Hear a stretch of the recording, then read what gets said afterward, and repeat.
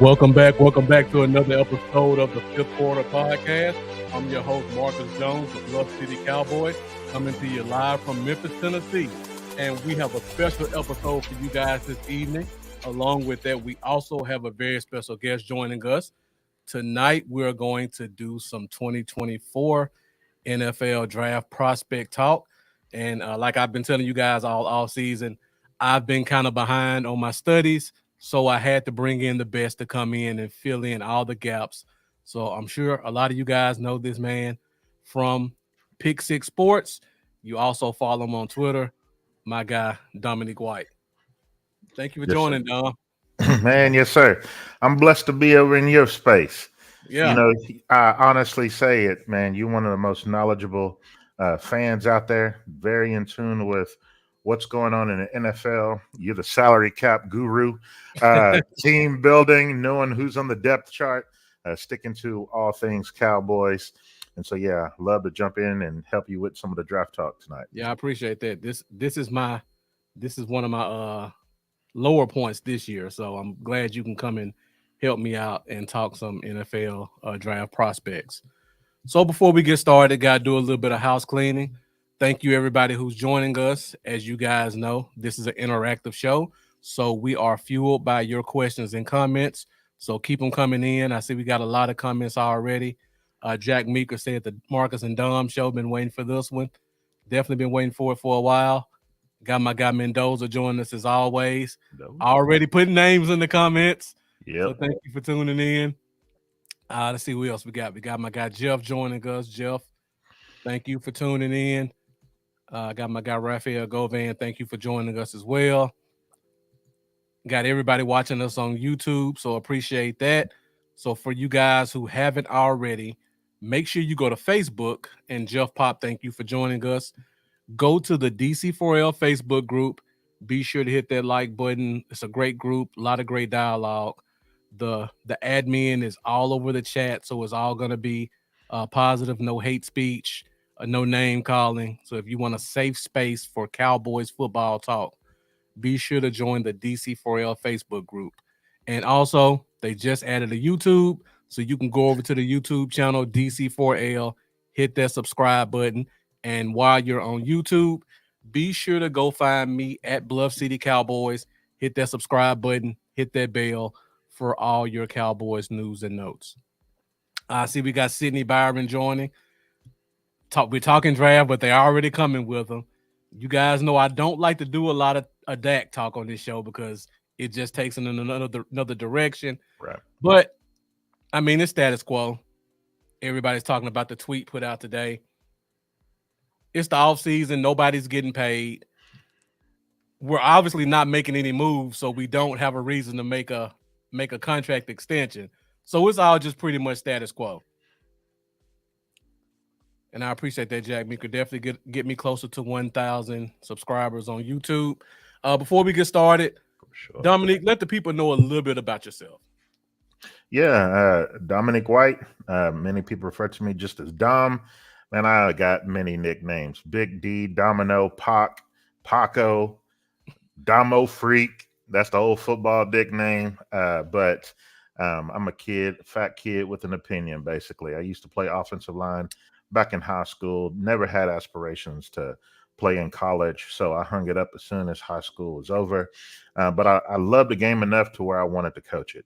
And so whenever I went to school and got a degree, I got the exercise sports science degree, history degree, also an English major along with it. But my passion was really to teach kids. And so I didn't get onto the football field and coach like I thought I would.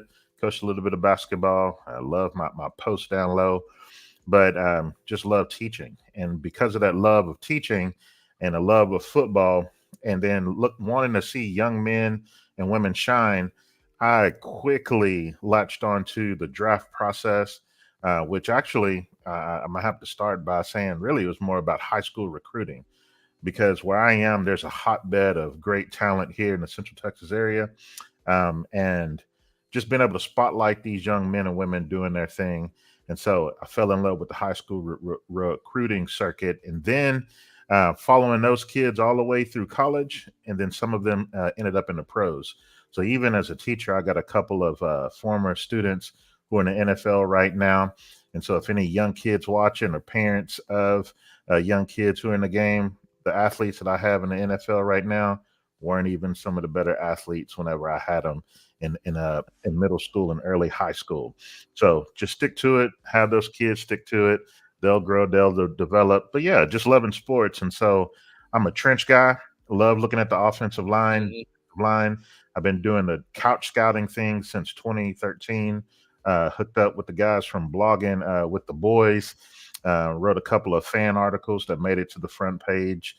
And from there, people just kept trying to tell me, get out there and do your thing.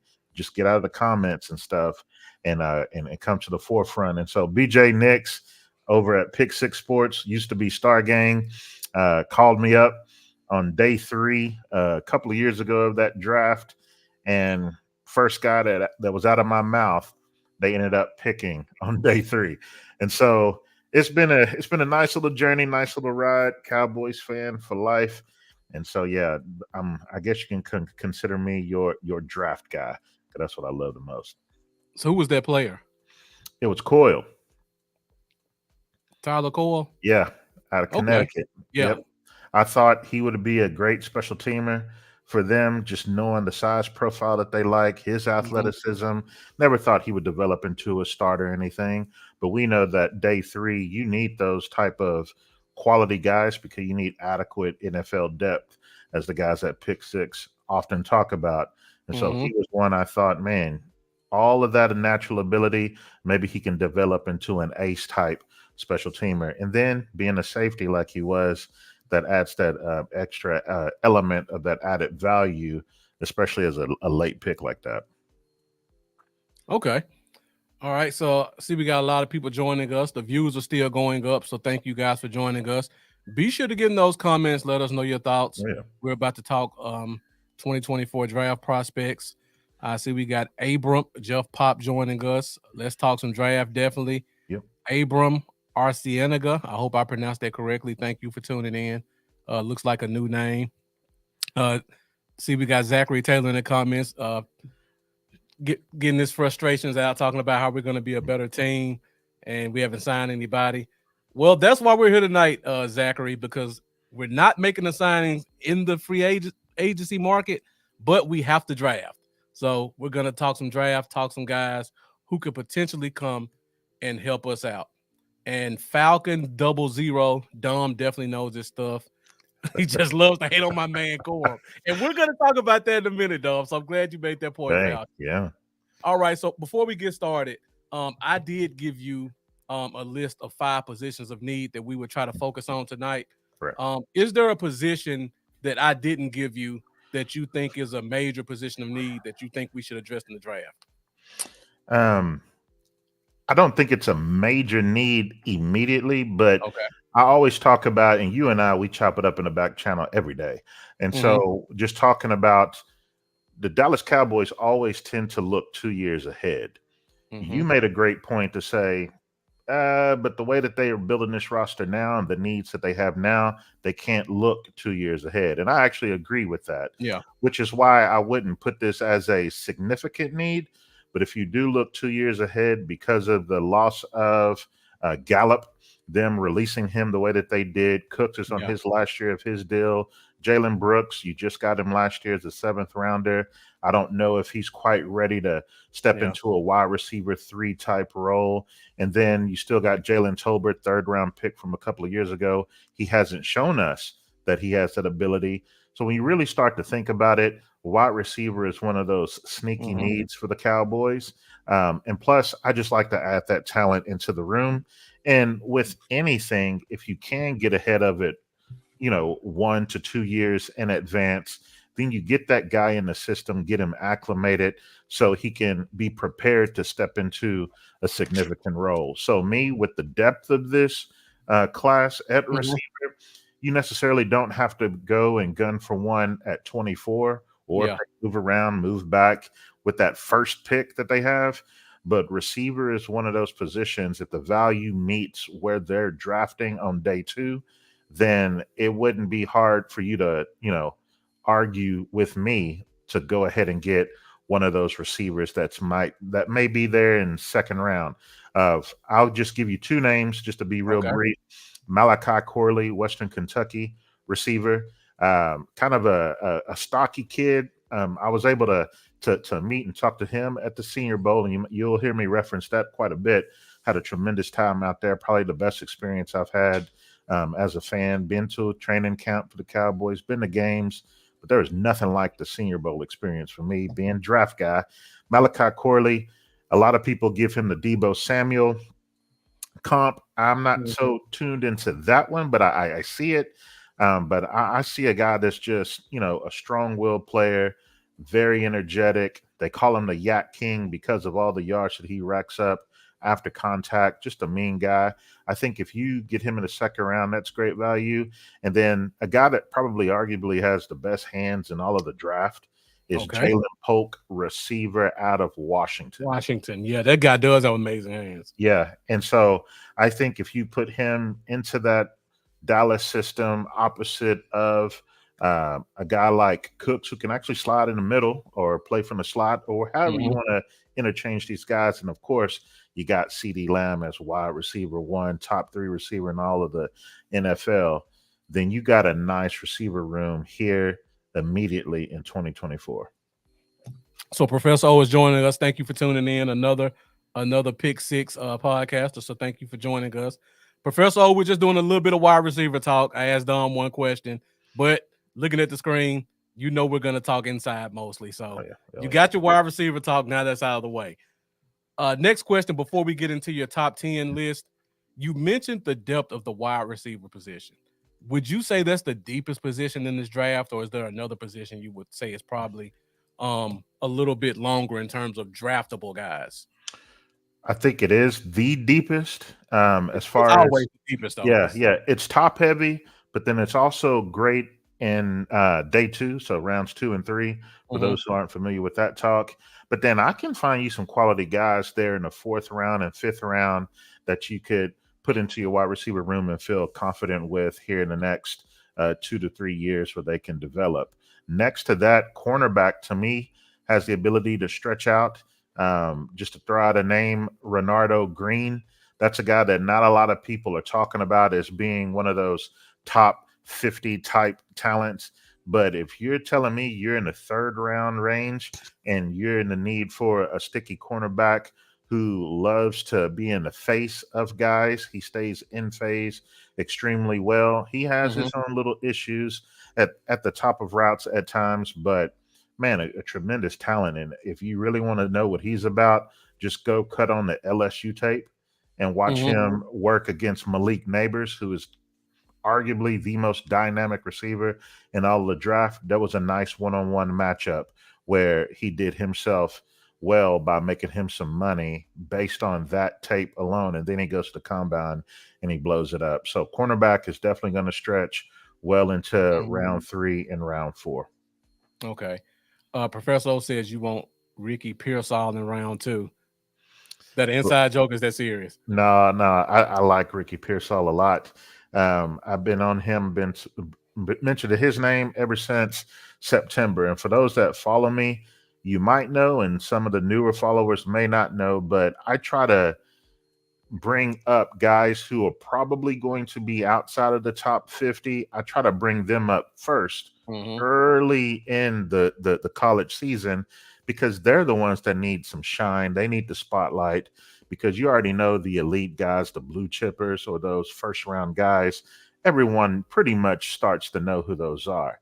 But if I can get to a guy early enough and put him out there for our viewers and followers to see, they can start tracking along in a season and not wait, until this time just to hear some talking heads or the national media, who I have no issue with them. They do great work. But it's like, the grassroots movement from us down low here, these little draft scouts, these couch scouts.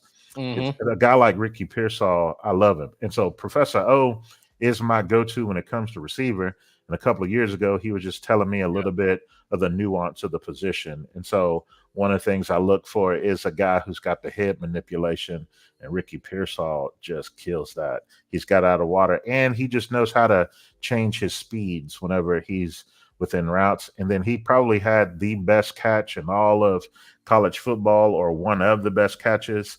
And so you can easily go YouTube that and see exactly what I'm talking about. But just a smooth criminal type Okay. kid who just floats to me. All right. So before we get into your list, I got one more question. So we've been talking wide receiver, running back, offensive line a little bit. Mhm. We look at this team and we see a lot of our needs on the offensive side of the ball. Right. Do you think the needs on offense will overshadow our usual best player available strategy this year? You know, that's Or- a that's a fantastic question, because when the offseason started, before free agency kicked in, where Dallas hasn't done much of anything, I would have said, well, I said Dallas should spend money on the defensive side of the ball. Mhm. They can go into the draft wide open, having filled the biggest holes there, and then you can just take the best talent that's available within reason. But looking at it, I think they have put themselves in a position where they're still going to let the draft come to them because of the luxury of having Tyler Smith as a left side offensive lineman. I Mhm. don't think I truly don't believe Dallas has it set where it's like pinned, this is his position. I truly believe they're going to go into the draft letting letting that thing fall to them to see who's available at that time, and if it's one of these offensive tackles that they think can play the left tackle position, I think they would, because of the within reason, go ahead and take that guy, even if there's somebody, a couple of players or two that are a little bit higher on the board. It's kind of like really the Tyler Smith situation all over Mhm. again, because when they picked him a couple of years ago, he technically wasn't the BPA on the board. He was actually number two. The BPA at that time was a safety, I think, seen out of Georgia, who was Mhm. actually the very last first rounder they still had on the board at 24, but yet they skipped over him because of the greater need out of the offensive lineman. But it still was a very high value. And I think there's a chance that that still might happen for the Cowboys this year, where an O lineman, specifically a tackle, Yeah. can end up being best value. Well, one of the better values where it just makes sense. Yeah. I agree with you on that. I don't think it's set in stone that we move Tyler Smith to tackle. I see we got Falcon say he thought Jerry made a comment Tyler was set at guard. I Smoke don't know screen. if he made that comment, but I wouldn't be It's surprised. well, here's the thing. Jerry, Steven, and McCarthy have each come out saying statements about Tyler Smith Mhm. that have contradicted one another, which basically there are smoke screens Yeah. that they're putting out right now. But really, when you read between the lines, they just think that highly of Tyler, where he Right. could play either position. I think in their heart of hearts, they would want him to stay at guard because he's Mhm. an all pro proven already at Exactly. that spot. But based on how the draft goes, if they can't get that tackle that they feel confident with in the first round, and history just tells us that you got to pick extremely high to get a tackle who can come in immediately and do well for you. It's not Yeah. like a rule of thumb. It's not, this is the only way you can get a tackle, but it's just greater probability that that guy's going to pan out. And we know Dallas was great in the first round with drafting offensive lineman anyway. Yeah, definitely. And in general, PFF put out today that Dallas since 2014 is the best drafting team in all of the league. Shockingly, number two are the Houston Texans Mhm. because of their late surge. But yeah, they're just going to let that thing fall to them. Yeah. And one thing I always say on the show when you talk about Tyler Smith, I know he's an all pro. I think he's a Right. great player. There's no guarantee you're going to get the same quality if you move him to tackle. Right. So I would rather have a known all pro and take a flyer on a tackle who could become possibly a Pro Bowl or even just an average tackle than move a all pro. Hope he gets that. Hope he gets that same level of talent, and then put another question mark beside him. I'm gonna stick with what I know. And then on Exactly top of right, that, Clark. we're also changing centers. So Mhm. what better way to protect your center than having two all pro guards on either side instead of Yeah. having a center and a guard right beside each other who don't know what they're doing. Yeah, you preaching. And really, in the way that today's league is starting to work, people used to refer to the top five money positions as, your money guys. Well, newsflash, defensive tackle is now a top four paid position. Like Yeah, teams know that you need to be able to get that pocket pushed and pressures from the inside because that is a quarterback's worst enemy to not be able to step up in that pocket or to have it collapse on them or have yeah, that pressure immediately in the face. And so you want to be able to have a strong interior here in today's league. yeah. I see Professor O starting to push his FTF rhetoric in Yeah. the comments with his offensive lineman talks. I won't say what that means because we're live, but Forget them uh, fatties. yeah, we'll Full leave it with linemen. that. Yeah. Forget them fatties. All right, Dom, let's get into it. Do you have a certain position you want to start off with first? I think we're already on that topic. So offensive tackle, we can go ahead and start there. Okay. And yeah, we can run through it. All right. So let's go ahead and check out Dom's list of top 10 offensive tackles. So, first of all, these are all really great lists. So I appreciate you taking the time to put these together and send them to me. I tried my best to make them look as pretty as I could so we can go through it quite a bit easier. Uh, Professor O put a comment in about J.C. Latham. Let me see if I can find it. He said he heard from a scout that they think it's relatively likely that J.C. Latham falls to the early 20s. So looking at this list, Dom, and the reason I put that up there is because how much of this list do you think is first rounders?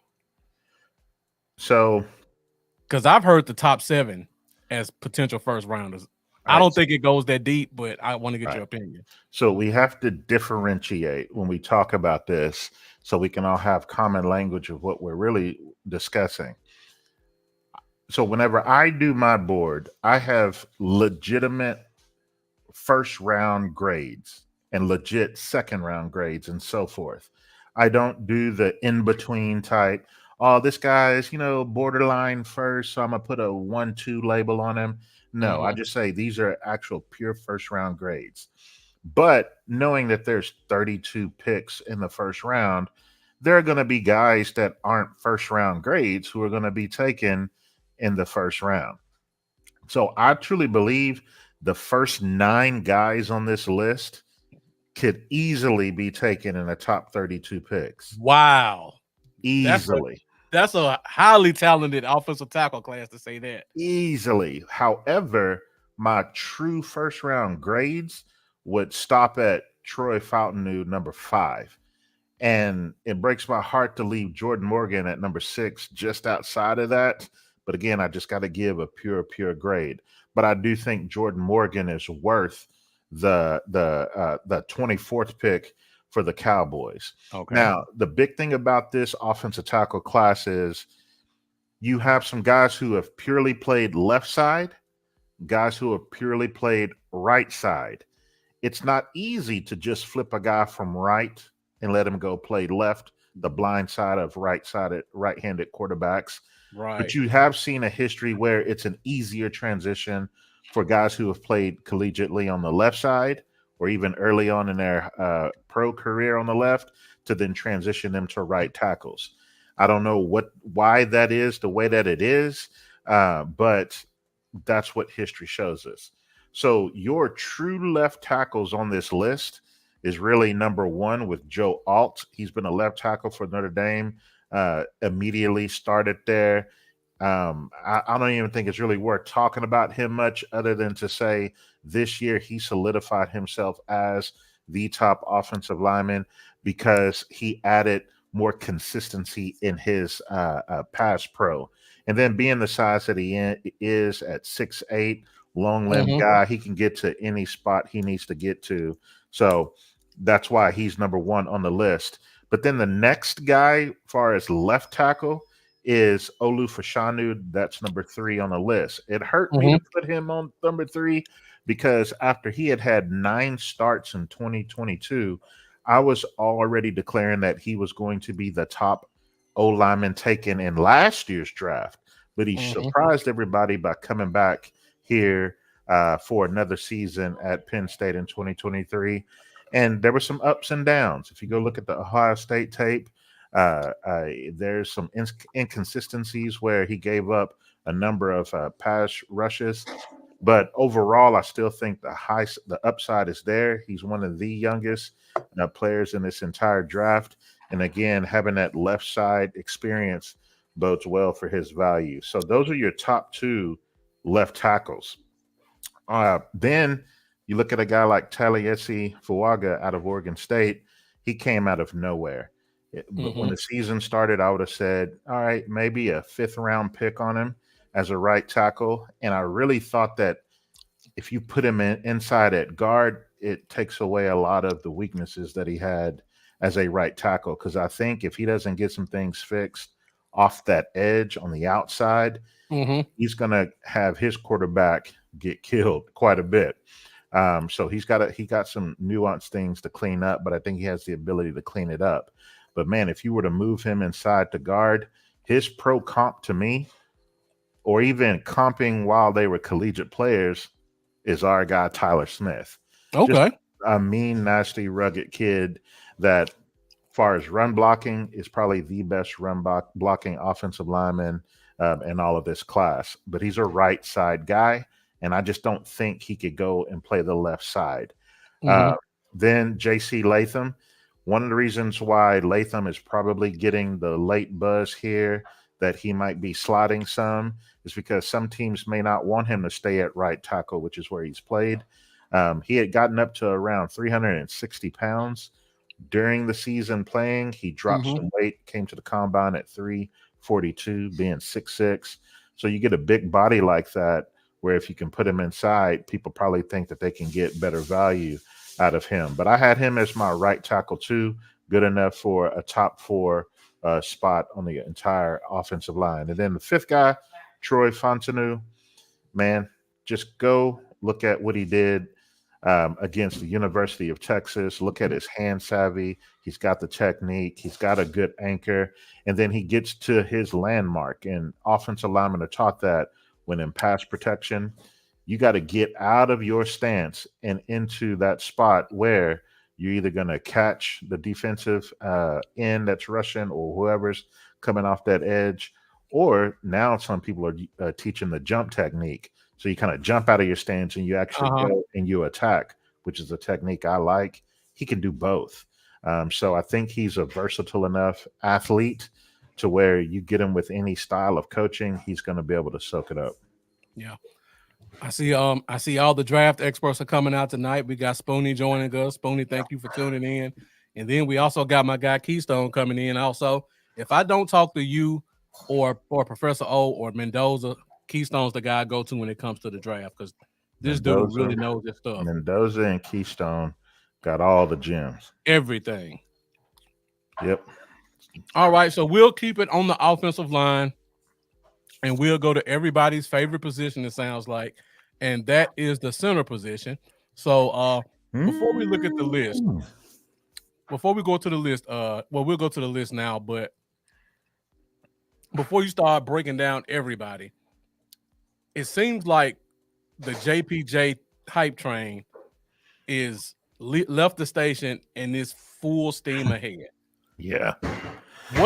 What do you think is the gap between him and Barton? I know you really like Barton, but if JPJ is available at 24, do you think Barton's a borderline first, or do you think it's kind of like the Travis Frederick year where he went 31 and then the next center didn't come off the board until the early third? No, I think this is closer than the experts think. Okay. I wouldn't say that it's razor thin, and I wouldn't have their tags touching, which is draft talk, to say basically on any given day you might take the one guy over the other. But I do think Jackson Powers Johnson, even though he's really a 1 year wonder, Uh-huh. because he was a guard for Oregon. Even played a little bit of D tackle when he was first there because of the need that they had. But this past year, they had him at center. And man, after 3 games, I was already talking about him being the top center just because of how stout he is, how sure of himself he is. He's under control. He moves with ease. He gets into the second level and just destroys guys. And so I know Cowboys Nation is looking for that guy with that kind of mentality where they're tired of guys who are too light in the rear, giving up ground, whether it's in pass protection or not being able to bully guys off the line of scrimmage and run blocking. And if that's what you're looking for, though, JPJ is the guy. So all the way back in October, I had put out some stuff about him and was excited with thinking that there's the potential that maybe Dallas could get him in the second round at that time. No. But then he just continued to get better and better, and then was the Remington Award winner as the best offensive lineman in all of college football. So that was a wrap. But Graham Barton, a kid that going back 2 years ago, I had spotlighted him, just knowing that he was I kept telling people, kick him inside to center and let him work. And sure enough, that's what the experts started to say as the season progressed. The FSU tape is a fun tape to go look at because he's left tackle, number 62, playing on the edge against Jared Verse, arguably the top edge guy. I think Verse got the better of that matchup. I think they had like 11 snaps or something that they went head to head. I think Verse got a little bit more out of that matchup, but you could see the tenacity that Graham Barton brings. And the times that he did lose is because of his length. A guy with, I think, like 32-inch arms or 31-inch arms. So you got to move him down inside where you can really maximize his value. I have told people he's got the body of Travis Frederick. Literally, they're basically the same size profile coming out of college, but he is way more athletic than Travis Frederick. Like, that's one thing that Cowboys fans may not quite realize. You go look at Frederick's athletic testing, nothing stands out. Right. Nothing at all. But you look at Graham Barton, even outside of the athletic testing, just on tape, I think he is the best pulling offensive lineman in this entire draft. And whenever you have a center who can pull, that's why the Eagles were so successful with what they've done the last few years, because of Kelsey being able to pull like that is a cheat code. And then being able to get to the second level to cut off half the field, that's just tremendous value. So that's why I would say athletically, because of that, Graham Barton has a higher upside than even JPJ does, because he's a better athlete than JPJ. But I still give Powers Johnson the edge as center one in this class. Okay. Let me go down the list a little bit. We'll skip Frazier for a second because we talked about this a little bit in our chat privately. And you have Christian Haynes as number 4. Yeah, that's probably and shocking. for you guys who follow the draft, know he didn't play center. Nope. And you have a veteran, which I really like, Cedric Van Pran out of Georgia, listed right below him, and another guy, Bo Limmer, that I like as well. Let us know why you like Christian Haynes as a center more than some veterans below him, despite the fact he hasn't played the position. Yeah. So going into 2023, I didn't know him at all. And I just happened to be watching Tennessee play against UConn. And time again, this number 62 was just flashing on the field. They did a lot of screens that game. They had their offensive lineman on the move. And he was a guy that was beating guys who were, one hole over on the O-line. He was beating them to his spot and almost like stepping over them. So I'm like, who's this kid that just got all this movement? And he looked small on tape. Like, he doesn't have an impressive body at all. Ended up meeting him face to face. He's not one of those guys you're going to say, hey, you're going to be the first one off the bus. He looked like a regular size, big guy, not a lot of definition to him. So he looked like he was going to be short. So when I looked up his measurables, UConn had him listed at 6'2", 314, and I thought, what offensive linemen in the NFL are 6'2"? And if they're listening at 6'2", we know how colleges embellish with their measurements. Oh yeah. Anywhere from 2 inches to 3 inches they put on guys. And then when you talk about pounds, even that they increase it. So I figured he's probably barely 6'1", if that, and he's probably more like 304. But then he goes to the Senior Bowl and he actually is 6'2" on the dot, a shade over, I should say. But he has 34-inch arms, which is tackle type Yeah. arms. And then I just had an opportunity to talk to him, and I asked him that after that first day of practice. It's like, hey, man, I've been watching your tape. You flashed against Tennessee to me, and I watched 3 other games, and I really do think that you would have the opportunity to play guard in a league, sure, but I think maybe your best position could be center. Have you ever had any experience with it? He said that, yeah, in practice, he would always take snaps at center, but he never played it in a game time situation there at UConn. And then I asked, well, are any scouts in the league asking you to take some snaps here at the Senior Bowl and have people put you on their board as a projected center? He said yes to both. And so he Okay. did get some snaps there at the Senior Bowl. And there is buzz about him kicking inside the center. So all of that aligned with what I felt and what I saw. I think he's a quick mover. He's going to be faster than a guy like Biotish. He's going to be stronger than a guy like Biotish.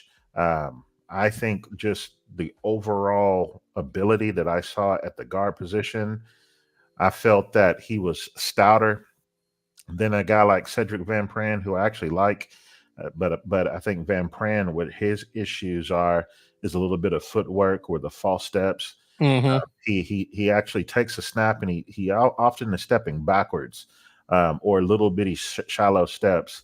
And I don't think that's anything that's being taught to him.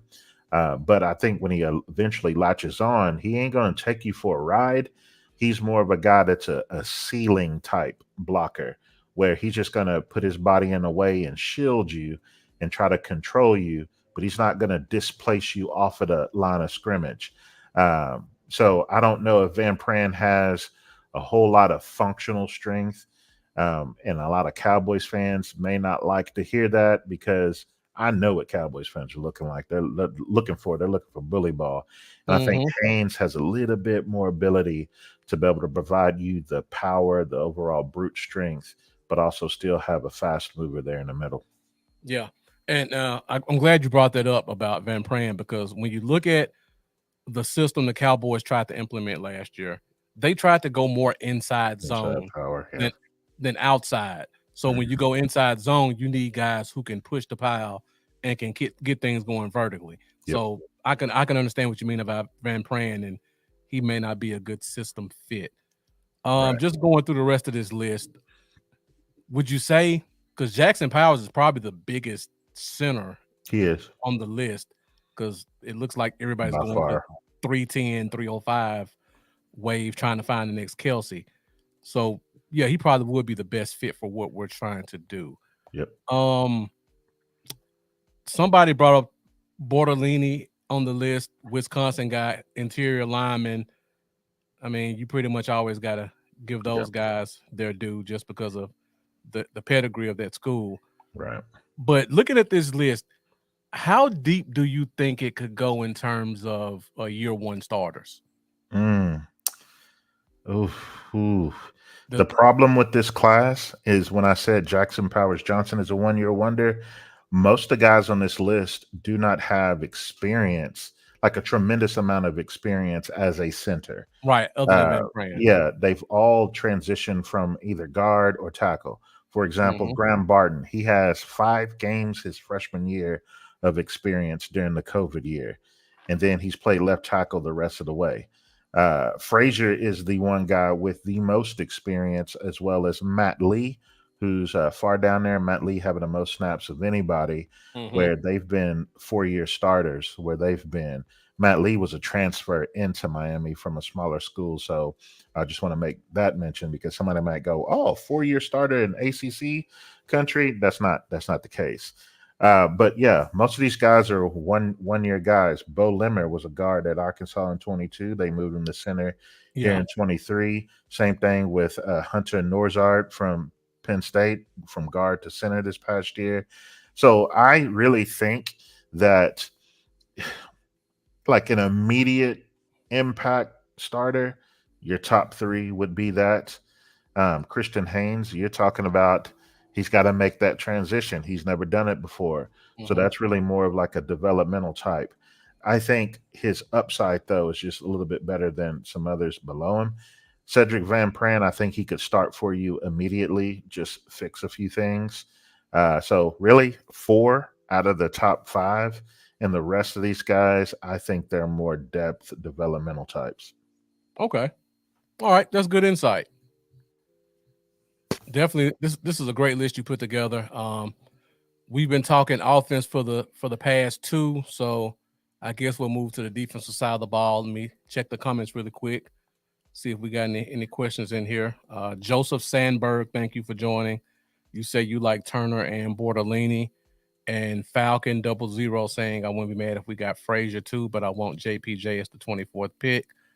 Uh, I don't want to put you on the spot, Dom, with the either or question, but the center and the tackle, if they're both on the board at 24, which one of you are preferring? Because there's a good chance JPJ could be there at 24. Oh, man, it just depends on the day you ask me. Hey, that's Today, today I lean on if I can get the top player from a position of need and that guy is a legitimate first rounder, then give me JPJ over like my offensive tackle six or my okay. even Troy Fountainu maybe as my offensive tackle five. So yeah, today give me JPJ. So Jeff, don't worry. I'm gonna post Dom's list on Twitter over the next couple of days, so you have full access to those lists. Make comments. Feel free to share it. All right. So we've been talking offense for quite a bit. Let's go to the defensive side of the ball next, and we'll stay inside on the trenches, and we'll talk the defensive tackle position. So before we go deep into the list, there's another guy on this list who got a lot of fanfare early in draft season, and that is Tavondre Sweat. And a lot of fans were saying they would like to see him as a potential Dallas Cowboy. And your thoughts, Dom? Do you think Sweat is a first round pick? I don't think he's a first round pick. What again? I always talk about historical. Historically, those types of guys fall like in that 45 range. If it's the Hmm. top nose tackle, that's not a blue chipper, and he's not a blue chipper to me because those nose tackles that are blue chippers tend to go in the top 15. So you're talking about to me waiting into the second round, mid second round for a talent like that. I think he's a great talent. He's a definitely going to be a nice uh, uh, run stopper for a team, and that's exactly what Dallas would need. But I think he kind of falls in that range where it's not a Goldilocks situation for Dallas, Hmm. where he's just going to go a little bit too high, uh, where you would want him to go there in the second round, but it's a little too rich to go 2 years in a row for a nose tackle type. Um, that there should be way more value at receiver. Even I even go to receiver, cornerback, edge, all other positions should have somebody higher than a nose tackle at that time.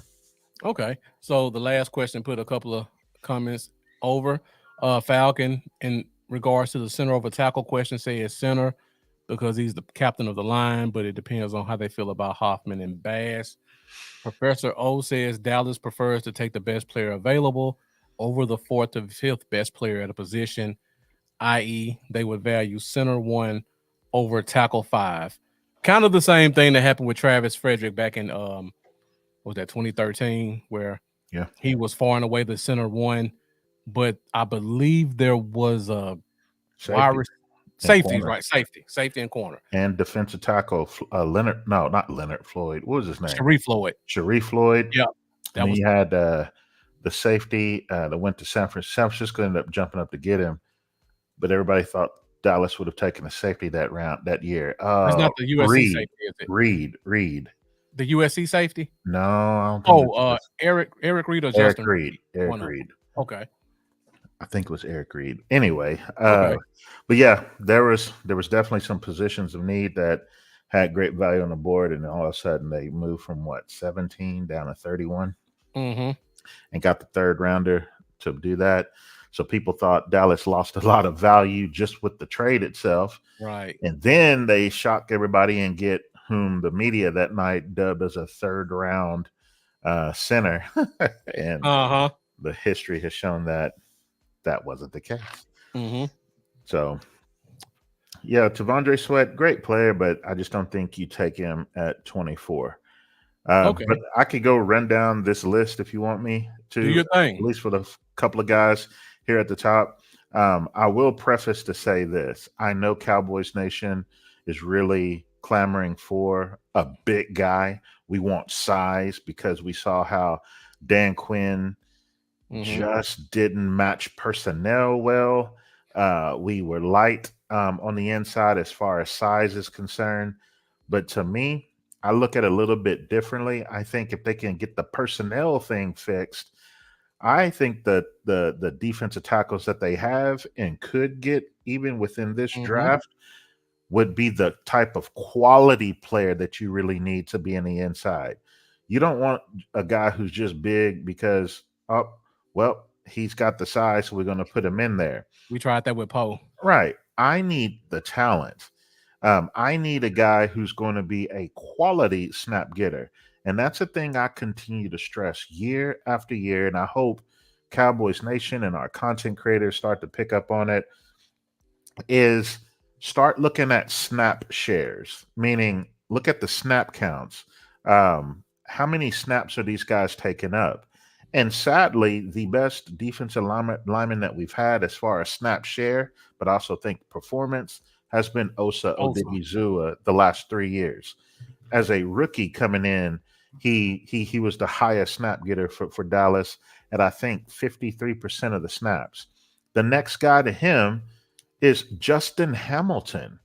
Do y'all even know who Justin Hamilton is, Cowboys fan? He was your second most snap getter in 2021. Then in 2022, again, Osa led it out. Then your next best snap getter was Neville Gallimore at 38%. Do you really think that Justin Hamilton and Neville Gallimore really were even league average players? Yeah. I would consider them well below league average players, but yet you have them out there getting the second highest snap shares on the team. And then you look at the depth behind those guys as they rotate guys in with a heavy rotation. And then last year, Jonathan Hankins was the second rated guy as far as shares. And Hankins was not Hankins even from the little bit of time they got him after that trade in 22. Mm-hmm. You saw a drop in his production, a drop in his performance. I say go look at the Arizona game and you'll know exactly what I'm talking about. But yeah, he still was one of our better guys, but that's not saying much. Right. I don't care if the guy that they get in this draft is 304 or 330. I need a quality guy. And so these first couple of guys here on the list, I think would definitely be a value at 24, and Byron Murphy and Jerzon Newton. Today, I made the switch. I actually have a different top two. Jerzon would be number one for me. Okay. And here's the case for him. He's 6'2", 304 with 32-inch arms. That's a nice arm length for a guy who's under 6'3". He's a fast mover up the field. He's a slasher. He's a bully with his power and his hand savvy technique. He knows how to shed blockers. He gets off of blocks. And if you look at the tape, he has some embarrassing just ragdolling guys off of him. I think he has great shed ability. In the last 2 years, you look at his statistics, and it's off the charts. This guy got 103 pressures in 2 years. That's a lot 103 for a defensive tackle. for a D tackle who was considered undersized. Yeah. He's got 12 sacks in those 2 years to go along with 70 tackles. So I see all of that and all of this ability. And then to come to find out midway in this past season, he actually injured his foot and had to have surgery on it once the season ended. It's like, man, he played through a lot of stuff at the University of Illinois where they're not, world beaters. So he could have easily, packed Shut his it down. stuff up, shut it down, and just said, I'm gonna declare myself for the draft. He stuck it out. He played and still racked up the statistics. So yeah, I think he's defensive tackle number one on the list, where he edges out Byron Murphy. I think Murphy is a little bit of a more higher upside guy Hmm. because he's a sheer athletic freak. He stands 6'1", 308. So they're about the same size, both with the 32-inch arms. Okay. Now, when you look at overall percentage of pass rushes, because he didn't get a lot of opportunities like Newton, he 20% of the time he was able to get some pass rush wins against offensive linemen blocking him, and he got 45 pressures this past season Wow. to go along with 6 sacks and 15 tackles. So he really flashed this past year. And when you look at that athletic ability where he can be a 3 down guy, I think you can play him all up and down the line. You can even put him at edge a little bit, especially if you know that it's more about like run defense. But I think his best value is going to be at a 3 tech to the 5 tech, just like Newton. But Okay. because of how quality they are, and both of them having the leverage game where they stay low in the stance and fire off really quick, you can play them sparingly in that nose tackle or that 0 tech, just like Dallas has had to do with Odigizua at times. But you paired either of those guys with Osa, then you got quality snap share guys where you can get 50 to 55% of the snaps out of both of them throughout the year. That's a great rotation. Those are all great points. Uh, got a couple of comments in here. Professor O saying Mason Smith in round 3 is such a good move. Um, Joseph Sandberg saying Murphy is just a relentless player. Yes. And Mendoza saying he likes McKinley Jackson. Few guys. And Falcon saying if for some reason Newton or Murphy fail, I don't see it happening, but anything's possible. I Mm, can't see a way they don't pick linebacker here, knowing how few good prospects there are that can start.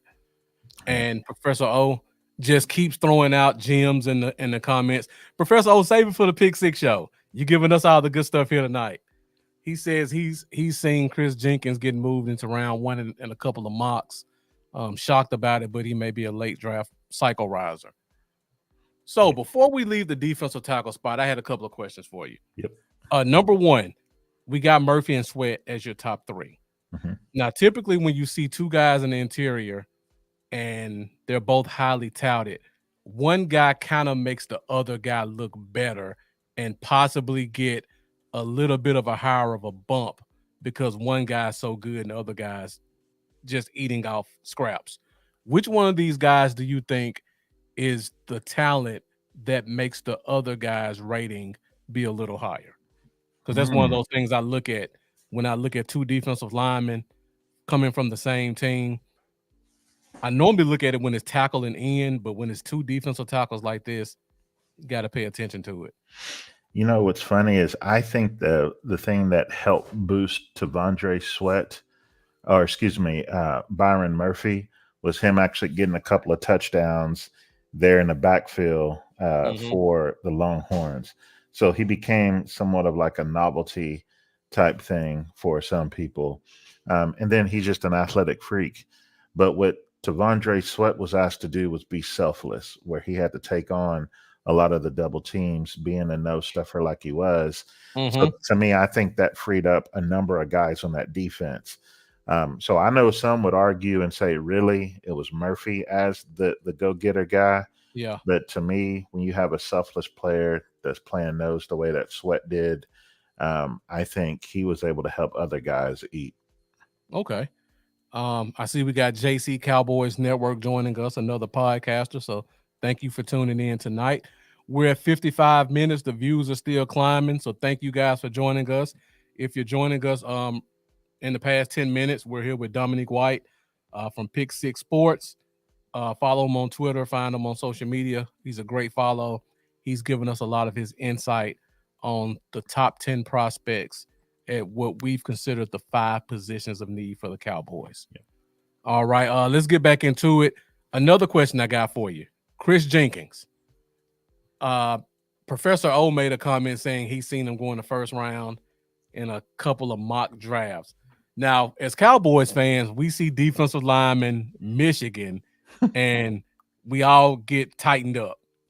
Do you have any concerns about the Michigan defensive lineman stigma, not only for Dallas, but throughout the history of the league, honestly, because they've had a lot of guys who've come into the league who were a little bit overrated? Well, I actually, because of the helmet, I've shied away from those guys, not only because of the Cowboys situation, but just like you said, overall, some of the issues that we've seen out of guys that come out of that system. But then because of that, then I had some misses like Rashawn Gary. He's turned Mm-hmm. into one of the better defensive linemen in all of uh, the NFL. So he's had great success. And then you look at over there in Detroit with what Aiden Hutchinson has been able to do as an edge Yeah, guy. he's He's definitely great. special.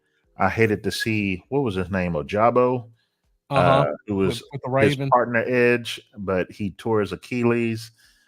So he wasn't able to start his career off so great because he got hurt in the offseason process. So yeah, they've had some successes, they've had some failures, but I think it really goes back to look at your evaluation because even with the Mm-hmm. Taco Charlton pick, I nailed that pick that October. I did a way too early mock. No, it was December 28th. That's what it was of that year, leading into like Dallas was still playing playoffs. And then, or it wasn't playoffs yet, but they were still playing. And I'm like, Dallas is going to pick Taco Charlton. And here's why. He's going to be the last defensive end that fits their size profile. And then in the second round, they're actually going to get the better player because he's going to fall. They're going to get Chidobe Awuzie out of Colorado. And Mm-hmm. Lord, that's exactly what happened. But the actual evaluation showed a guy that didn't seem like a hard worker, seemed to be a bit of a loafer on the field. Yeah, the size and all of that was there, but look at his overall statistics. He wasn't somebody that jumped off the screen. And something that you taught me a long time ago is if a guy can get the pressures in college, really looking at those tackles for losses, because that means you're Yeah. living in the backfield, not just looking at sacks, then chances are that guy's still going to be able to do that in the league. And then you Mm-hmm. look at Taco, none of that was there. And then with Mozzie, I know he was, just like I said earlier, the selfless player that Sweat was. But again, history tells you you take those guys outside of the top 45 picks. You shouldn't get a guy like that on day one because it's going to take them 2 to 3 years to develop into being the kind of sound players that you really need in that interior. And so, yeah, Chris Jenkins, I don't see why somebody would consider him a first rounder. He's got some shorter arms for a guy on the inside. He's already Mm-hmm. a small guy at barely cracking 300 pounds. They listed him at 299, but I highly doubt that. That's like eating a few donuts before you step on the scale for Mm-hmm. this off-season measurements. But I think he's definitely got the athletic ability. He's a quick mover, but that's a type of value that I see in him somewhere around the fourth round. So to put him in the first, that would be one of the biggest shocks of a riser that I've ever seen at this point in the draft process. All right, got one more question, then we'll move on to linebackers. First of all, great defensive tackle list, but when I look at the list, there's just a name that's just blinking that's missing, and that's Darius Robinson from Missouri. So, do you not think he's a top 10 tackle, or do you have him considered as an edge? Yeah, so I didn't put him as a tackle only Okay. because more of his snaps were on the edge or from that five technique out. Um, but a lot of people are considering him that versatile guy that can move in and play some defensive tackle for you. So I didn't put him on this particular list. I would leave him with the edge rushers. But yeah, definitely there's that ability. You can put a few more pounds on his frame. He is a Yeah. naturally big guy, one of the Hmm. most impressive looking guys. He is one of those put him on the first put him on the bus and let him be the first one off. Really humble kid too. Super long arms. Yeah, yeah, yeah. So yeah, I could definitely see him doing well. And when at the Senior Bowl, listening to a couple of scouts talking to each other, and I'm just eavesdropping. Hmm. Uh, and I won't even say the name of the teams, but I heard them talking, and one of the guys mentioned how his size profile is that of J.J. Watt. Okay. I can And see that. sure enough, when the measurables came out, 6'5", 286, 10.5-inch hands, everything was almost identical, Yeah. where his numbers were a little bit higher than Watts, except for pounds. I think JJ had like 4 more pounds on him. But Hmm. yeah, big kid, impressive guy, and you can tell he loves the game. Yeah. It, if there were talk about us going to a 3-4, I Yeah, would be yeah. ecstatic if we could get a guy like this on our roster. There are a lot of guys. Brandon Dorless from Oregon, 6'3", 290. I love him. I ain't quite 290. They listed him as that. I think he ended up being 283. But uh, he's got a lot of ability. I think Braden Fisk would do great um, in a 3-4 at that five technique position because he's got the high motor. The kid never stops. Whatever is in his chest, uh, man, that dude is super impressive. But yeah, that was my list, and really one guy I want to highlight. I want to put it on record. Hmm. Wouldn't shock me. 4 years, 5 years from now, we look at it and go, Michael Hall Jr. was actually the best defensive tackle in this whole entire draft class because he also can get upfield. He's an undersized guy. But man, that rush ability that he has from that interior is super impressive. Yeah, Professor O keeps throwing out Mason Smith. So I'm assuming he wants you to say something about it before we move on, Don. Yeah, former five-star kid coming out of high school there in Louisiana, the number one kid in all of the state. And so when you get those five-star talents, people know them early. But his issue has been staying healthy, staying on the field. But you see the power that he has. He never turned into the pass rushing guy that they probably expected him to be. But when you have the length, the size, the height that he has at 6'6", somewhere around 306, and you watch him be able to put his hands on offensive linemen and move them backwards. Uh, I think with that height to be able to look over guys, the length to be able to hold them at bay, and then Hmm. that power to be able to move them backwards, that's good ingredients for a two gapper. You need to be able to have that ability to be able to then shed and go one way or another. But what he's going to have to do is learn how to actually detach, like shed those guys all the way, because he will lock horns and stay locked, and you don't need that to happen. So he's got to be able to develop more hand technique. He's got the shock in his hands, he got the power, but now he needs to be able to get a second or third move where he can use a little bit of that savvy to be able to free himself up and on the interior. Okay. All right, guys. So we're gonna keep it at the defense, and then we'll finish up with the running back position. So next we'll go to the second line of defense on the defense, and that is the linebackers. Mm. Very interesting list that Don put up. A lot of talented guys on here. Like I said, I didn't get to follow the draft a lot, but all these guys I'm very familiar with. Um, just going off the list,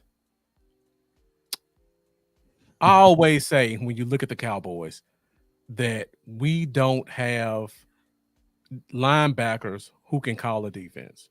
Mm, Um, the kid from Texas, Overshown, he was not the play caller in college. nope. Damone Clark was not the play caller in college. Neither one of them did it while they were in Dallas. So we brought in Eric Kendrick. Eric Kendrick's 31 years old, 32 years old. God forbid something happens to him on the field. We're pretty much back where we started at. Which one of these linebackers do you think has it above the neck, who could come in and possibly be a guy who can pick up the playbook and be a Mike who can be a green dot guy as a rookie? Man,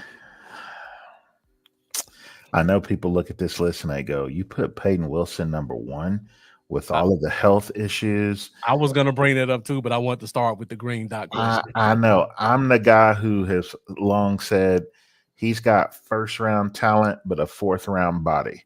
Meaning, with the medical history, you put guys like that in the fourth round, no matter how great they are. But I had to be true to the actual evaluation itself. And I put him at linebacker one Mhm, because he has great vision. He recognizes plays, he can diagnose before the plays are even started. He's directing everybody on that defense. When looking at him at the Senior Bowl, uh, I like how Jim Nagy them put that roster together because they had Peyton Wilson and Cedric Gray, my fifth mhm, guy on this, on the same team playing linebacker at the same time on the field all the time together.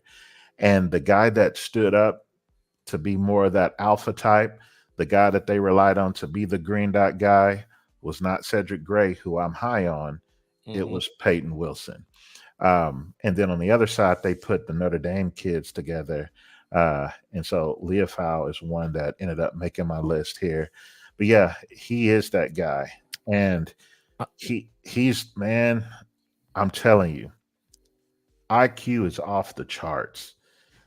In fact, he was the most impressive guy when talking X's and O's of the game of all the guys that I Don, interviewed really there. quick, you Mhm. cut out for about 5 seconds. You're Oh, talking about Leofow right now, right? yeah, no, Okay, no, no, just no, no, no, no, no. Leofau, I just quickly mentioned okay, that him and the other Notre Dame kid were together at the Senior Bowl. But no, I'm making over Peyton Wilson. That okay, kid, gotcha. he's super impressive, man. I mean, just sharp, sharp, sharp, sharp. And just his upbringing, he talked a lot about his parents. There's a little bit of a red flag with him. You all have to check into that where he got himself into trouble with an incident. But man, just a hardworking kid, very smart.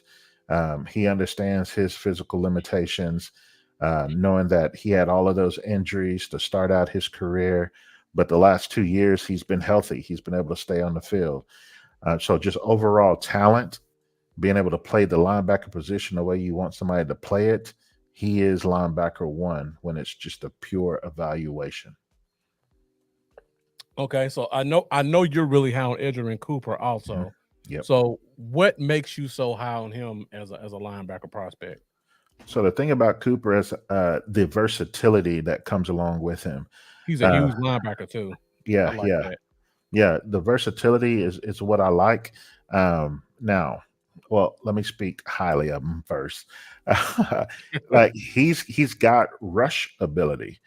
I think he ended up running a 4.55 or something like that at the combine. So you can see the speed if you turn on the Alabama tape.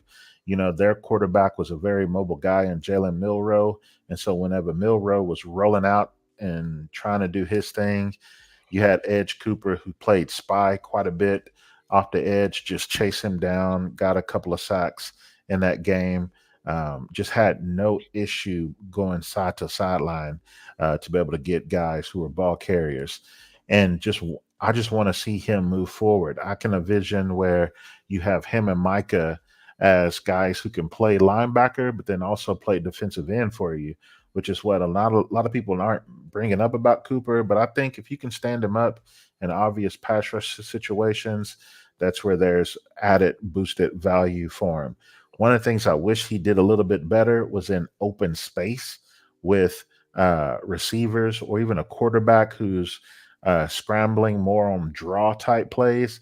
I want to see him in open space be a bit better of a tackler, where Mhm. it's literally you're coming straight at me, and I don't know which way you're going to cut.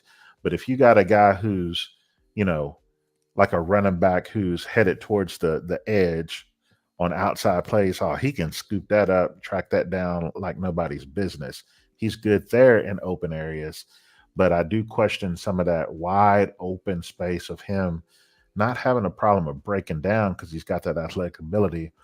I think he just waits till he sees something actually develop before he can then go make the play. So he's relying a little bit too much on the athletic ability to be able to make up for some things that maybe not be as instinctual to him just yet. Okay. All right. See if anything else on the list stands out to me.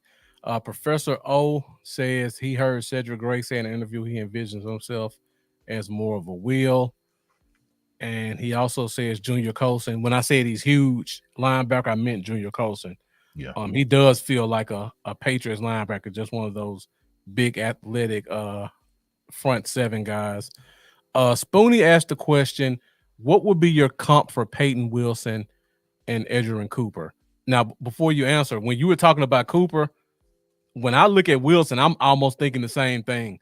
Wilson's one of those guys who can kind of be an inside outside guy as well in terms of being a pass rusher. But You you know, don't see it as much. well, I agree with you actually. That's why Peyton Wilson, though he can be that traditional linebacker for you and the green dot guy, and he can cover. He's a 4-4 runner. Mm-hmm. Um, that dude can just blitz like nobody else's business, Mm-hmm. and he's able to shoot the gap and just get it and go. Um, so I could argue if North Carolina State used him a little bit more like Texas A&M used Edge Cooper with rushing, Peyton Wilson's numbers could have been even greater as a guy that has that pass rush ability. So yeah, I agree with that. But far as a comp, I haven't necessarily truly even thought about a comp between well with these guys. I know Peyton Wilson idolizes the Carolina Panthers linebacker that retired a little bit early because of the concussions. What's his Oh, name? From Boston College. yeah. Uh, I always go blank when I'm live. I can Good see his Lord. face in Number my head. 59. Yeah, Oh, Luke Kuechly. Luke Kuechly, yeah, Yeah. Luke Kuechly. I know he idolized him. Kuechly has spoken highly of him and said that he's actually a better athlete than he ever was. But there's no actual comparison when it comes to, body, the profile. But smarts, yes. Athletic, yeah. Trying to hit somebody hard, absolutely. And then with Edge Cooper, no, still don't have one quite for him. If anybody, body wise, when seeing him up close and personal, he reminded me of our guy from the University of Texas, Okay. who basically had the red shirt. Um, um, where, Overshown. yeah, overshown, where it's like, yeah, man, they kind of look alike as far as their body. But I think Edge can actually have the ability to probably put on a little bit more weight than Overshown, but Overshown's looking impressive because he's definitely got some of that off-season peanut butter and honey Mm-hmm. inside of him. Sandberg saying Peyton Wilson is a bit of Sean Lee that can pass rush. I guess just from the neck up aspects, you see Sean Lee Yeah, possibly. yeah, yeah, Um, so we're talking about the super athletic guys at the top. When I look on this list, there are two guys that I like, but the athleticism kind of scares me, and that's mhm, Tommy Eichenberg yep, and Darius Muasau from UCLA. I was actually shocked to see the UCLA kid on your list because he's small, his arms look kind of stubby, and he looks a step slow to me. Is there anything that you like about him that you have a reason to put him in your top 10? yeah, Any yeah. what's his good trait? The energy? Instinct, Uh-huh. a jetpack on his back. He can anticipate. I've seen him as a tackler just engulf guys, though he's small. Uh-huh. So he's gonna get into you, he's gonna roll you, bring you down with authority. And every year there's that one guy that gets overlooked because of size, and Uh-huh. they fall all the way down into the late day three range, or some even go undrafted. And I think in this year's class, outside of Jeremiah Trotter, who many are kind of knocking for his size, and does he have that true sideline to sideline ability, being a shorter limb guy as well? I still think Jeremiah Trotter is getting enough love where he's probably going to be day two pick. But Muasau definitely, I think if he's sitting there around in that sixth round, go ahead and grab him. I could argue where if Dallas wanted to double dip, he'd be a perfect guy to double dip at the position with. But I just think he understands football, and you need Hmm. guys who are experienced that know that position, that can be sure tacklers and the green dot guy from there in the inside. Okay. I mean, Yeah, those are great points. and you got to go back and watch a little bit of him when he was at the University of Hawaii as well, not just like UCLA. And then Yeah. when he did at the Shrine Bowl, I think it's Shrine Bowl. Yeah, Yeah. he Professor brought that up. yeah, he popped off here or there, and so love him. Yeah, like O said, he might be this Okay. year's Ivan Pace. Now, I'll admit I fell victim to the NFL comparisons with that guy because when I saw him play, I immediately thought Chad Surratt, Hmm. North Carolina. Height, weight, speed, smart guy, explosive. And then I just thought about how Surratt hasn't really transitioned well to the NFL. And I fell victim to that when it comes to him. But here's the problem with Surratt. Okay. He was a quarterback. He was a quarterback. He was a quarterback, and he had to make that transition because he had an impressive enough body, being like what he was like 6'3", He was he probably was about 230. he was about 6'2", 230, yeah, about the Yeah, same height. somewhere in there. And so Short arms. yeah, he just didn't have that linebacker mentality, that true linebacker mentality, where I I'll think give you that one. I think Darius actually has that. Okay, what about Eichenberg, Ohio State? You know, I go 2 years ago and you look at my notes about him, I thought he was one of the better run defending linebackers in the 2022 season. I'll give you that because I would say the same thing. Yeah, now What 2023, happened last year, right? yeah, you didn't see quite so much of that. So it bumped him down some. I actually like his teammate Steele Chambers, who's a former running back, but that's for another day. As a late pick, but yeah, I think he still can. You can maybe unlock that and regain that whenever you put him in a system. But I think again, he's another guy that understands football. He's got the body.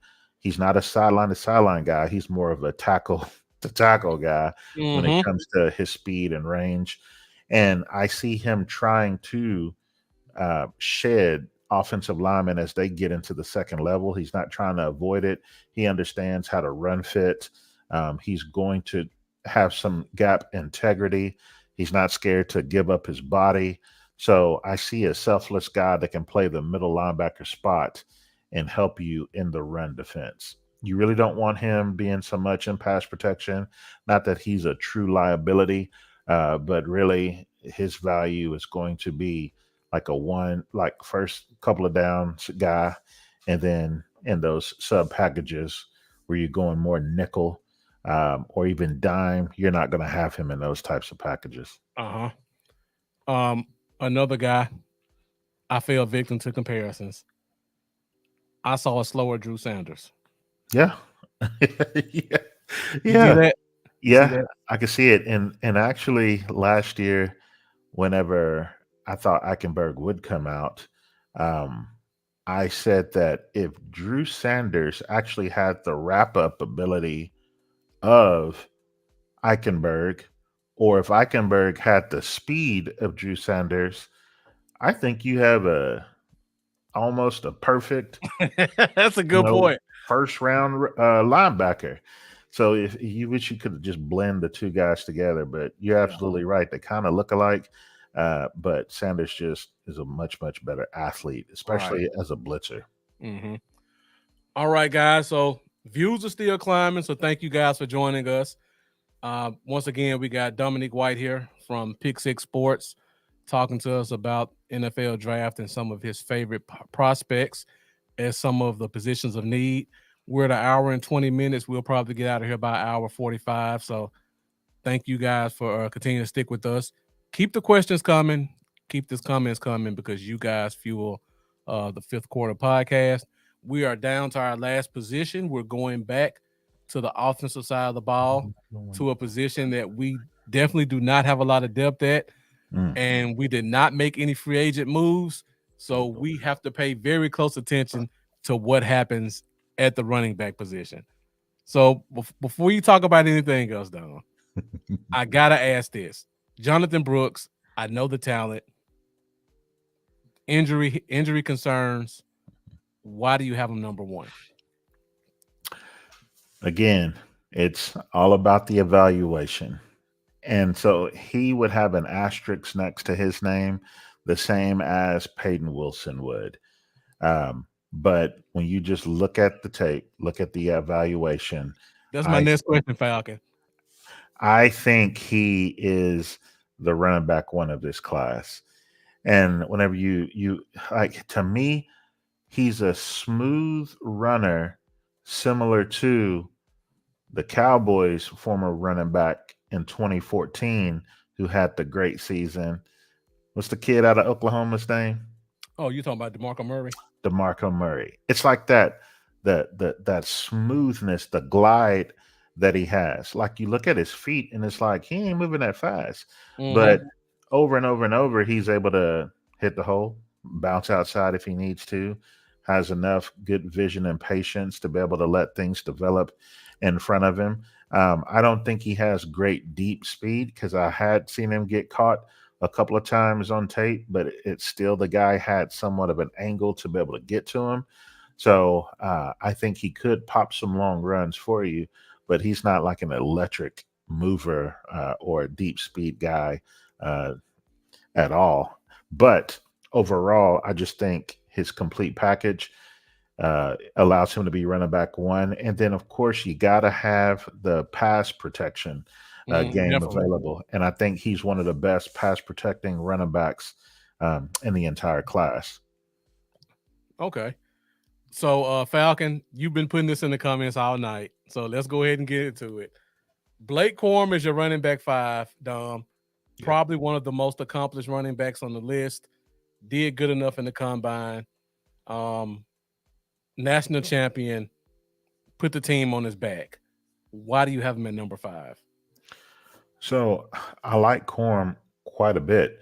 Um, in fact, the size doesn't scare me. Him because I think it's more of a compact build. Cowboys Mm-hmm. fans are probably shying away from the shorter guy because of the Deuce Vaughn stuff, but this is a totally different type of body than Deuce Vaughn. Vaughn is actually the outlier in all of NFL history, being 5'5", 178 pounds or whatever it Mm-hmm. was. Blake Corum actually is just a couple of pounds, literally, I think 2 pounds lighter than Bijan Robinson last year. So, Mm-hmm. but then he's more compact because he's 2 inches shorter. So really, you're thinking about a thicker build than Bijan. But I like his quicks. I like his overall speed within that first 10 to 15 yards, where he's able to get up and into guys real quick. He can hide behind the line.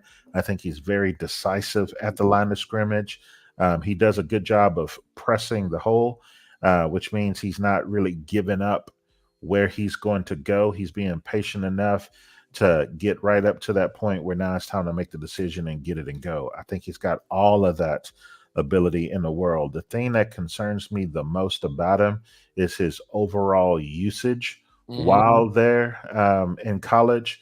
And then last year. I think he tore his meniscus, where I know that there was a knee injury, but it wasn't quite an ACL or anything that significant.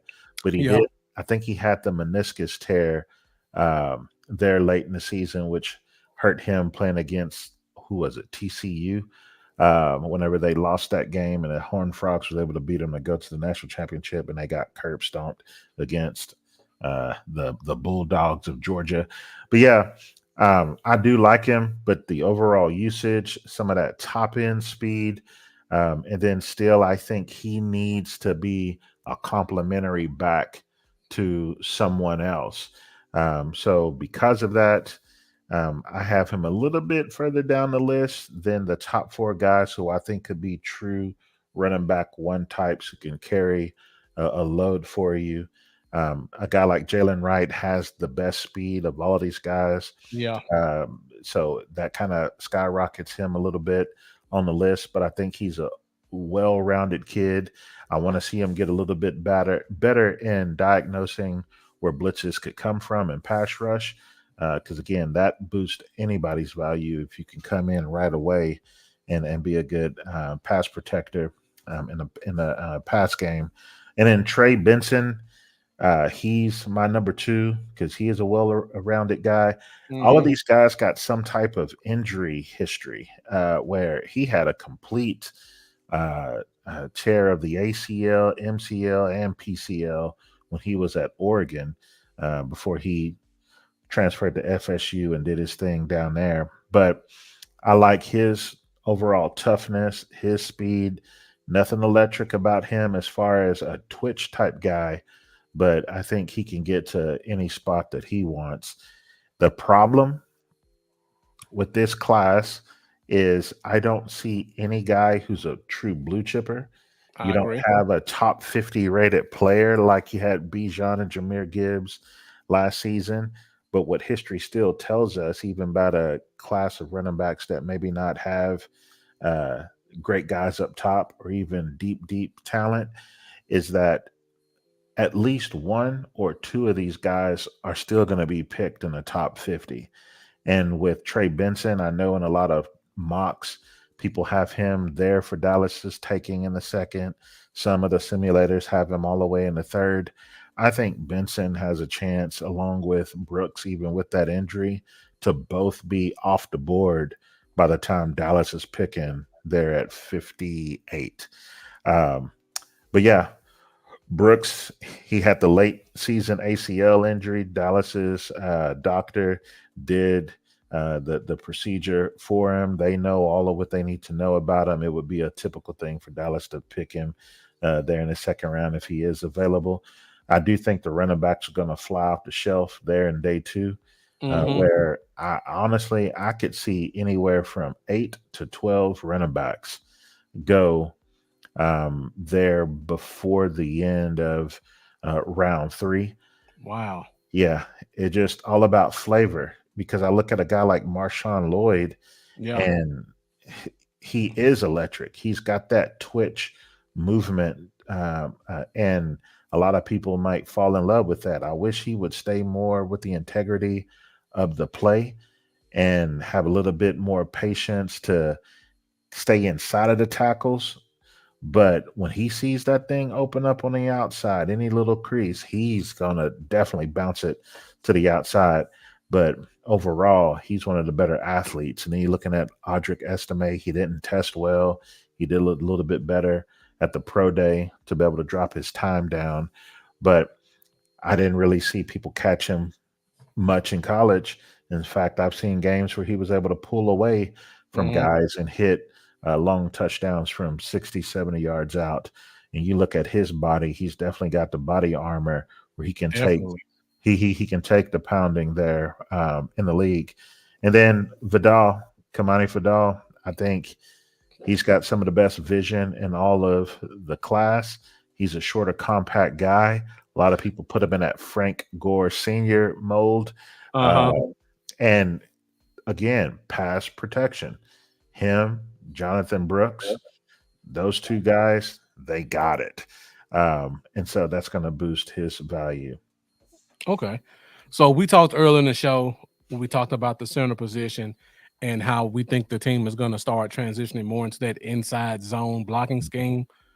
Which one or two of these running backs do you think would be a best fit for being that inside zone runner, where it's get the ball, take a step, and just explode between the center and the guard? I left him off because I Who is felt you were going to ask this question. so who is the Braylon, guy? the round, the value, the need, and what you're looking for in a runner, Braylon Allen Okay. would have that ability for sure. Because I think he is more of a one cut guy. And then in his cuts, he's not a Z cutter, which is more of that twitchy guy who can Mm-hmm. make those little quick shifty moves. He's more of a S curve type guy. And really, Pollard was a little bit of a S curve guy, but he was so quick initially and he had the deep speed. Yeah. Allen, he's not a deep speed guy, but he has enough intermediate speed in there at the beginning to be able to get a nice burst in a crease. And then with that size, he's going to be falling forward for you often. So, yeah, I think Braylon Allen is one of those running backs where Cowboys fans, if he's there in the third round, you might want to circle him. I think he could even go higher than that. But man, if he's there in the third, that'd be a perfect pick for the Cowboys. And then Wright, Jalen Wright, I think he would have that ability. And then he has a little bit of that Saquon in him Mm-hmm. where it's a home run threat. So he might have a handful of plays where it's like, he's not doing much. But man, he'll get that one play where he's going to hit it for a huge chunk of yards and maybe even a touchdown. All right. We got a question from Jeff. Because we're so thin at running back, he wants to know, if we were to take two running backs, Hmm. which two would you look at? One being more of a bruiser, and one being more of that like a thunder and lightning combo. So I'm assuming one would be second, third round, and the other one would be some day three guy. I really do think Trey Benson can still be kind of a bruiser for you. I don't think you really want to use him that way. Yeah, The easy one is Braylon Allen yeah. for sure. But then, like a late round guy, go check out Blake Watson out of Memphis, right there in your Yes, neck of the woods. yes. Um, yeah, if you get him, if probably a fifth round, sixth round pick, kind of like what you did with Tony Pollard and Ezekiel Elliott, I think he has a little bit something to his game.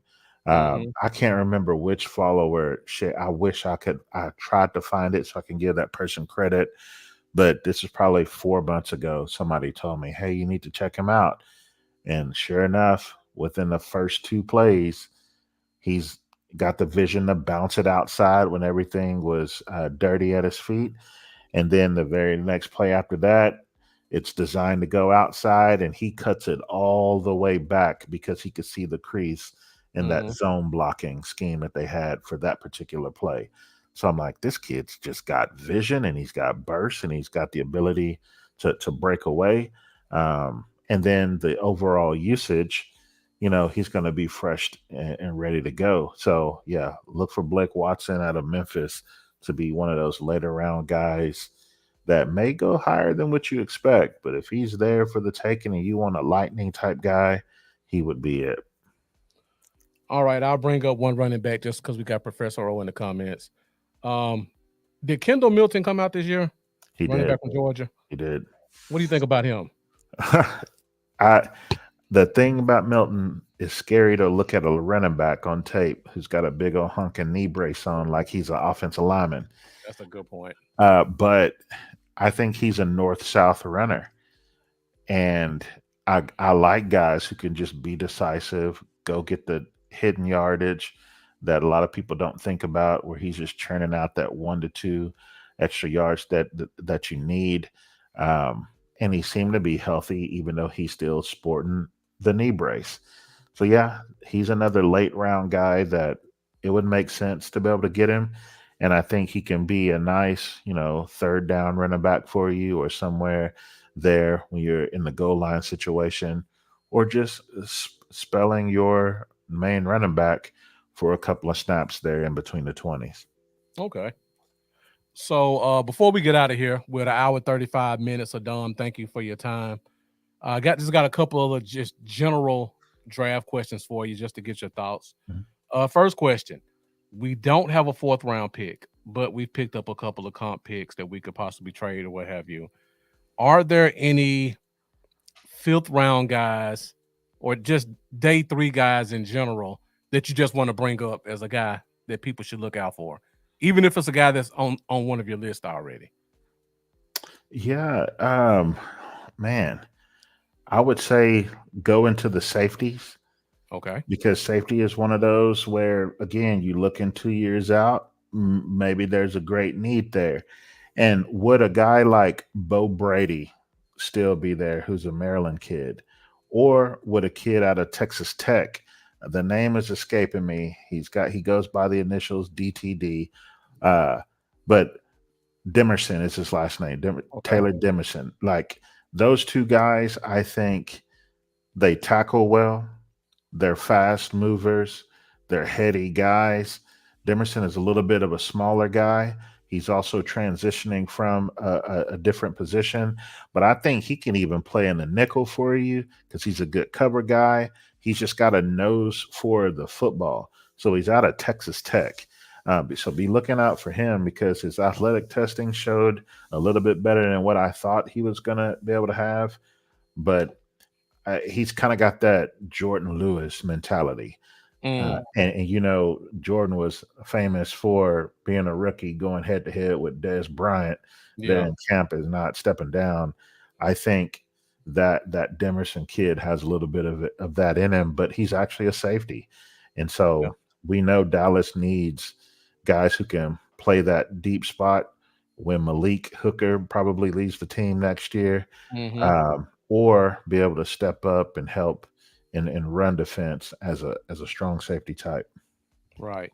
I agree because we have a lot of safety prospects on the team that I really like, but I don't know if any of them can be a true free safety like Izzy or Bell or Right, I don't even think I would consider Thomas a free, but guys like that. right. And Cy Witherspoon, thank you. I definitely learned a lot as well. It's been a great show. Spoonie has a running back question, and this is a guy I really like. Raheem Sanders coming out of Arkansas. Love him. Him and Junkins. Well, transfer from Ole Miss, but he's still Ole Miss in my heart. If Sanders came out this year, where would you have him on your running back list? Man, I like Rocket. Why did he go back? Why did he go back? I would probably put him. Ooh, maybe he might edge out Blake Corum for that running back 5 spot. Uh, he'd be somewhere in that realm, but I think I Okay. would have Braylon Allen just slightly over him. Okay. Big All right. kid, big kid. I mean, you're gonna get kind of the same thing out of him and Allen, Mm-hmm. but Allen with that youth, I think he is the youngest kid in all of the draft. 20 years old. He has had a bit of usage though, but still, I think you can get a good rookie contract out of him, and you need to be churning running backs anyway every Yeah. other year, bringing somebody in that's worth their salt. So yeah, somewhere in that range. Okay. Another question. Is there a player, because we're picking at 24, is there a player you would consider trading your second for to move to about 18 or trading your third for and moving into the early 20s? Is there a guy you would think about doing that for if you were Dallas? The only thing I would think of doing that for is one of the top 3 receivers has fallen. Okay. So that to me would be Roma Dunze, Malik Neighbors, and Marvin Harrison. Okay. And I just That's don't not think happening. that ain't happening. Um, I don't think you would trade up even for one of the top 3 edge rushers because there's a little bit about that game where I do question. I don't think there's a blue chipper Hmm. there. So no, definitely not a quarterback because I think Dak's going to come back Yeah. and we'll get that extension. So no, I don't think there's really a player in this draft unless you're telling me Olu Fashanu is falling to 18 or 20 or whatever it is, and I can use a third rounder. Uh-huh. I think I might go up for that. Okay. And Joseph Sandberg's on the same thoughts as you. He said Olu maybe. You brought up wide receivers and you brought up the top three. What do you have Brian Thomas at on your list? Number Is he four. is he top 20? Oh yeah. He's Okay. definitely top 20. He's my fourth receiver on the list. And the thing that I keep saying is he got overshadowed by Malik Neighbors. Malik, Definitely. and rightfully so. However, he did get 14 touchdowns this past season. So people know who Brian Thomas is.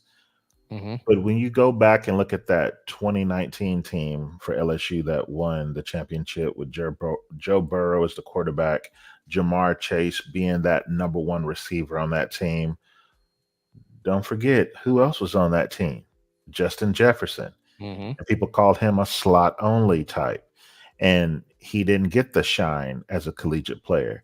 But now, as a pro, who's been the most productive pro? Jefferson. Yeah. Jefferson, in fact, historically has the best numbers in the early part of his career than any other receiver in the game. And Right. so he's just got this crazy production. But that's not the knock Chase, because Chase has been that guy that Cincinnati would have wanted him to be whenever you picked him. So I bring that up because I think there's an opportunity where I said this months ago. Brian Thomas may end up having the more productive career early on if he's in that right situation where now he's able to step out of the shadows being a collegiate player, and then you actually see what he has over Malik Neighbors. Though I do think Malik Neighbors is the better receiver, don't get me wrong, but I just think that highly of Brian Thomas Jr. Okay. All right, guys. We're at an hour 42 minutes, so we're gonna get out of here at an hour 45, like I thought. First of all, thank you, Dom, so much No for problem. giving us your time tonight. You did a lot. You do a lot of homework, and it definitely shows. And we appreciate you coming on the Fifth Quarter podcast and sharing that with us. So before you go, let the people know where they can find you at and what you got coming up. Yeah, so contributor of Pick Six Sports. So go in and follow all the guys at Pick Six Sports.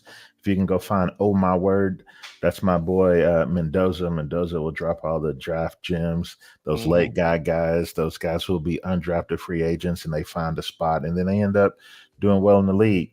Professor O is on here. He's with us. Definitely go follow him. Matt Owen is his actual name.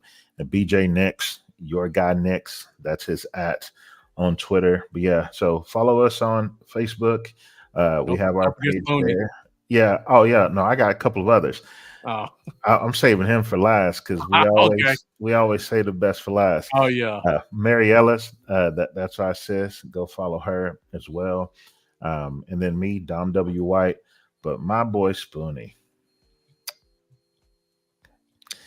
if you want a sermon, Yeah.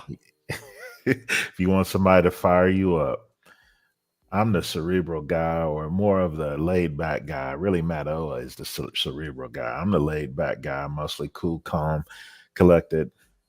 Spoonie is the opposite. Don't say it. He gets you fired up. And so, yeah, definitely follow Spoon, all of us. But yeah, their Twitter at Dom W. White, and then over at Pick Six Sports. So yeah, I know you guys do a lot in the Twitter space. When do you guys have a set time that you go live, or is it kind of just whenever you guys are together? No, it's just whenever BJ, he the king of spaces. I mean, Uh-huh. everybody has dubbed him that. He just knows how to host. I mean, just a great host. Always comes up with thoughtful questions and Yeah. really, really good to listen to the conversation and to ask those probing questions. He does a So great job of moderating personalities too. yeah, he keeps it respectful. Um, but yeah, no, it's pretty much his availability. When he's ready, he jumps on a lot of evenings. So as things start to really kick up, you'll see more of those spaces. But then it's the off season. So, Yeah. but whenever training camp is starting to get ready, Ooh, we're pretty much on every day. Uh-huh. All right, so guys, you've seen it here. You see the kind of content you get from a guy like Dom. So make sure you guys go follow him and everybody over at Pick Six Sports. I'll be honest, no disrespect to any of the other podcasters.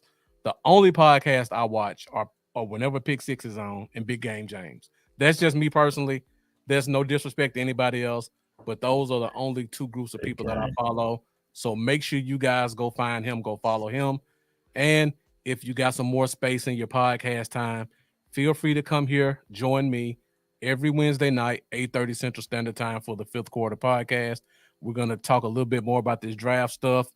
Next week, I think I'm going to do an analysis of the past 5 years just to show you guys some of the trends on what players or what positions go at certain spots, because you got to know your past to know where you're going in the future to predict how this draft thing is going to go. So make sure you guys come back and join me. Thank you guys for joining. Appreciate all the support that you've given us on the Fifth Quarter Podcast. And as always, let's go Cowboys. I'll see you next week. You guys have a good night.